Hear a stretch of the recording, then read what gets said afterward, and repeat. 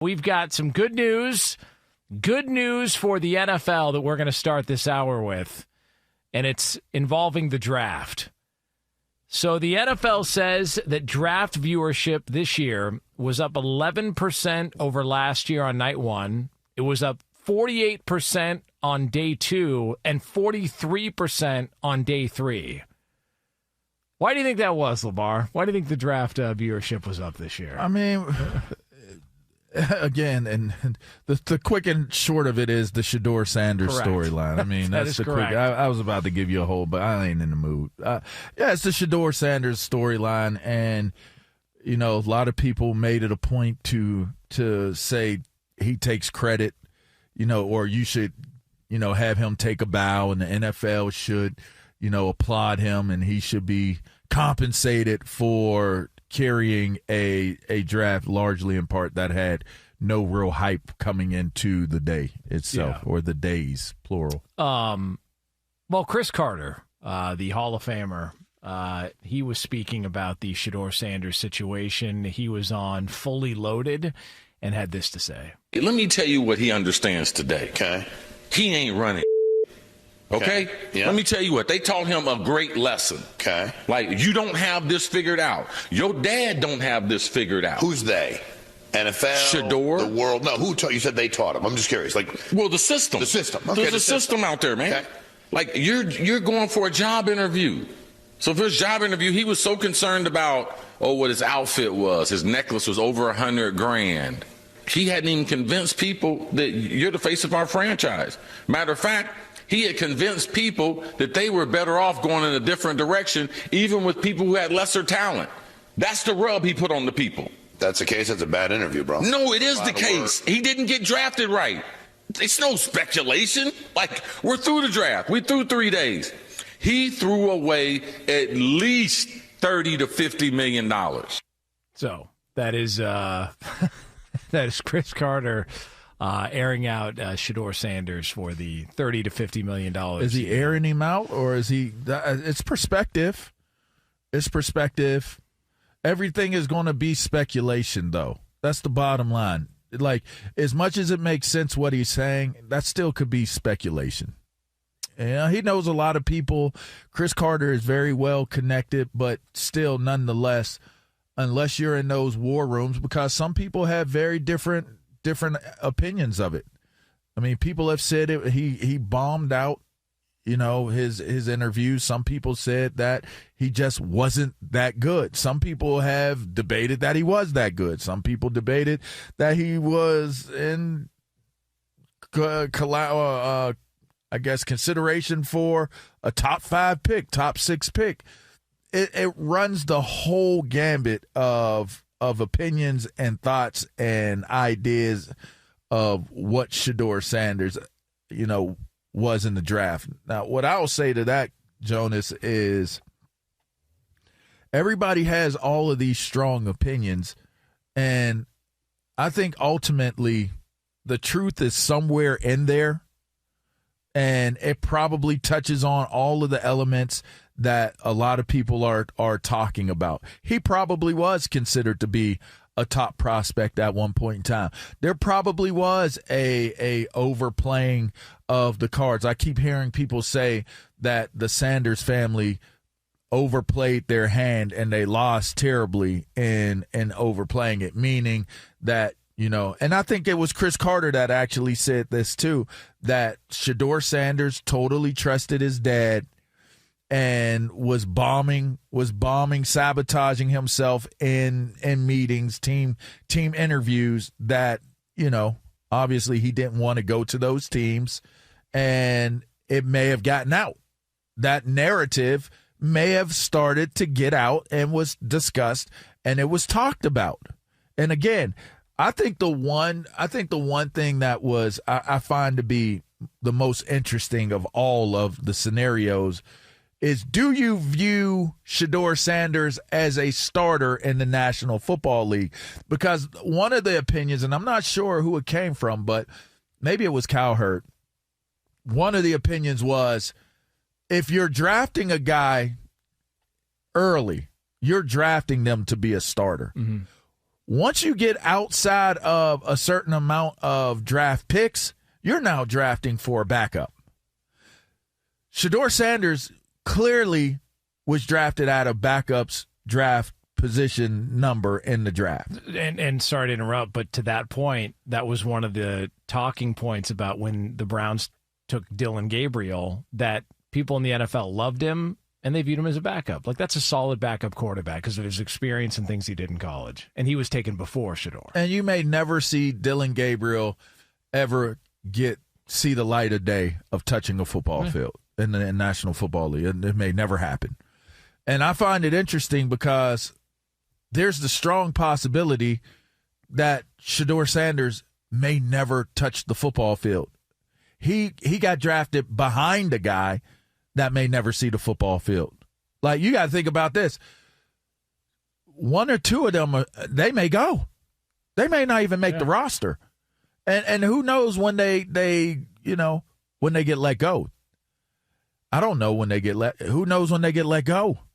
So there are a lot of things, elements involved in all of this. I thought that was the best kind of explanation was, if you've decided that Shedeur Sanders isn't worthy of being a starter, which, look, if you want to create a personal opinion about it and make it racial or make it about Deion's dad or whatever it is you want to do, go right ahead. It's so tiring to try to villainize and make people, what is it? Victimized. That's what I'm looking for. Go ahead. I'm just telling you, this is what I believe. Either you viewed him as a starter, and if you viewed him as a starter, I don't give a damn if he bombed out a interview. I don't care. You see him on his interviews and you think he's arrogant. It doesn't matter. If they view him as a starter, they're not doing this, we're going to humble him, da-da-da. They're going to draft him. They're going to draft him. Look at Mike Green, who got drafted by the Ravens, I think, in the second or third round. They took Pierce. James Pierce had off-field issues, and that's why he fell in the draft. They took him in the first round. Mike Green had multiple, assault claims against him going back to high school. And still the Ravens took him, and the thought was, he's a first-round talent. The talent will outweigh it. So whatever it is you want to settle in on as to why the system, this fictitious figure, that's totally your prerogative. All I'm saying is if they viewed him as a starter, if there was one singular team out of the 32 that saw and viewed him as a starter, he would have been drafted in an earlier round. So once you realize that their grade of him dictated where they were going to take him, now it's like, well, do we take him or do we take this other guy? Do we roll with this position or do we roll with this quarterback? You can never have too many quarterbacks to bring in the camp. It's not going to cost us much. What do? They passed 32, passed him up first round, second round, third round, fourth round. 32 teams passed him up repeatedly. So in the end, you can say it's a conspiracy theory. They're humbling him. They're doing this. They're doing that. Maybe at some point during that draft, that's what it was, but not early on. Not early on. Yeah. If your grade is your grade, you're going to get drafted. You're going to get drafted. So at the end of the day, he probably fell into project quarterback. Which is, it doesn't mean you're not a starter. It just doesn't mean that maybe you're not a starter today. And everything else that's connected to what's taking place added to a case study of this is a project quarterback, meaning it's going to take some development and some time for him to learn the game at the pro level and integrate him into being an eventual starter. All the other stuff made it feel as though this is a tremendous, now you got to say, what's risk reward of taking on this project player? We got to do this. But in the meanwhile, you know what's going to happen? Any good team, and this is going to happen in Cleveland. You watch what I tell you. Every single thing that happens is going to be something or somebody else's fault. And no organization wants to deal with that. They're not going to want to deal with, what did Colin say? I think it was Colin. I don't want to misquote. You don't want more cameras in the locker of a backup, maybe even third, fourth string on your team. You don't want all of the cameras. You don't want a circus or whatever it is people are labeling it. You don't want all of that confusion in your locker room for somebody that's not even going to get on the field. There is something to a backup who's too loud. And people can, because people looked at, the Colin Kaepernick stuff and were like, oh, God, it's, he's being blackballed and et cetera, et cetera. Well, he was. No. Okay, well. He was being blackballed. Well, I mean, but it's a totally different situation. But my point is that there was also the same conversation about Tim Tebow. There's a lot that comes with that. They had to blackball Tim Tebow. They had to get him out. And there's a lot that comes with that, and you don't want that as your backup. That's not no. So I get why teams would be hesitant to do it. I also look at this as well too, because not only were the ratings up all 3 days, but you also saw the information come out about top jersey sales of rookies who were drafted. In the top 10, 9 of the top 10 were first-round picks. The only one that wasn't was Shedeur Sanders. He was third. Travis Hunter was first. So that tells me, based on the viewership, the jersey sales, that there's a reason why Colorado hired Deion Sanders, and it worked. Because you can say, well, look, they didn't win a national title, and Shedeur got whatever you want to call it. It was about bringing back and resurrecting the program and getting people interested again, and it worked. And it translated in Colorado, in Boulder, the scene that was there, the hype that was there, the concerts, Big Noon Kickoff, Game Day, all those shows showed up. And then when you got to the NFL draft, the ratings increased over 40% day 2 and day 3 because of Shedeur Sanders. So whatever they're doing, and Chris Carter's right. If we're being honest, because of Deion Sanders. But let's be clear. Okay, but that's fine. But let's be clear. It's because of Deion Sanders. And that's fine. But to Chris Carter saying, well, he cost himself, $20-30 million, maybe.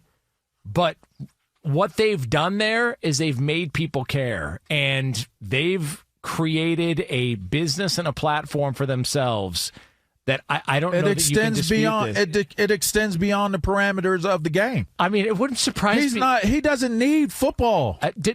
When you hear, okay, he cost himself $20-30 million, whatever the number was that he threw out there. Bro, he's already doing... He's probably got it. He's already doing ads for Delta. Is it Delta or... Was it Delta, Lee? It's one of those airlines. He's already doing major airline. And he's a 5th-round pick. Come on, man. But he's Shedeur Sanders. Yeah. So at the end of the day, whichever side you fall on, you could call it what you want. If we're keeping it on in the parameters of in between the lines, it's football. You got to look at it and you got to say he was viewed as a backup quarterback, a project quarterback, and they were going to have to work on him. And now your decision comes from there.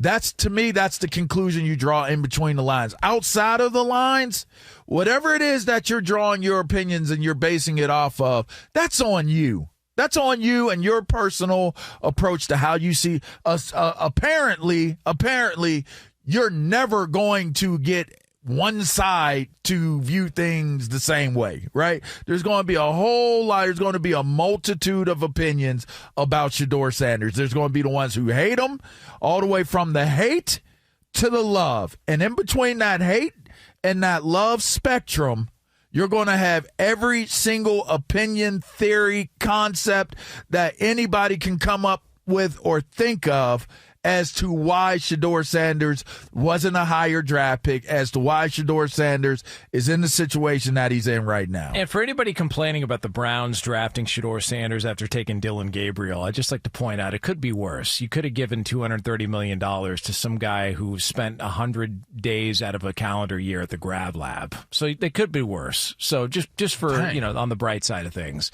Lee, what do we got? Shedeur did sign an endorsement deal with Delta. There you go. And if you were to look at the numbers, Cam Ward's rookie deal is worth $48 million, including $32 signing bonus. With the sixth pick in the fifth round, Shedeur's contract is $4.6, including a $446,000 signing bonus. So that's about $44 million. He's got that in a fanny pack hanging up in his closet somewhere. And a lot of people's theories are that, people are upset with that too.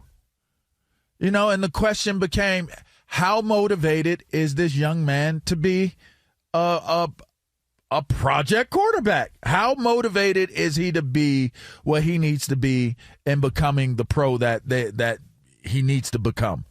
Some people have used that theory. So, the bottom line, here's the bottom line. Deion Primetime Sanders created a persona. He tells you about it. Prime time is the persona. It's not the man. Deion Sanders is the man. And he's a fine man. That is a good man. He's a just man. Shortcomings just like any other person, but is a fine man. I know him personally. That man was there for me and supported me in a tough position I was in my life as a rookie when I came into training camp. He's a fine person. If we're looking at it where we're judging these people and their character, that's on you. I think he's done an excellent job of raising his kids. He's put them in positions to have the level of success that they've had. This is not about Shedeur. This is about Deion Primetime Sanders. And every opinion that you're creating and everything that you're thinking and basing it off of is a persona that was created long before Shedeur Sanders was even thought of or born. They are executing what they know. They are executing who they are. They are true to who they are. Shedeur didn't back away from who he was during this time. They didn't draft him. He didn't back away from it. You didn't see him take his jewelry off and say it's not legendary anymore and not show any money in the club with the Louis bags and stuff. You didn't see him take a back seat. They don't care what you think. And I like that because what that's considered to be is living free. But now when you live free, you have to understand in living free, the way that they live as Sanders kids and as a family, you may run into a situation where employers don't want that in their doors. Case closed. Like, it's not no big conspiracy theory. You remember when Manziel was a freshman, when Johnny Manziel was a freshman, there was sort of this mystery around him to where nobody really knew anything about it. They knew Johnny football. He had the visor. Nobody really was sure what he looked like or anything. And part of that was because Texas A&M had this rule. And I remember because I reached out to the SID at the time to try and get him on for an interview. And they had this rule to where freshmen don't do interviews. Deion Sanders and Shedeur are like, oh, not only will we do interviews, we'll have rap concerts, we'll have game days there, we'll have Big Noon Kickoff, we'll get sponsored by a sunglass brand. They were totally out front and in the open the entire time. And look, man, you could say that, yeah, will it rub people the wrong way? I don't know, man. Deion's been building brands for decades now, and I just don't see a lot of misses with him when it comes to that standpoint. Maybe he'll get an opportunity. Maybe he won't make it to the season and won't be on the roster. But when you see the numbers that are out there, like, it tells you about sort of what they were building and what they were trying to accomplish. And I got to be honest with you, it kind of worked. It kind of worked.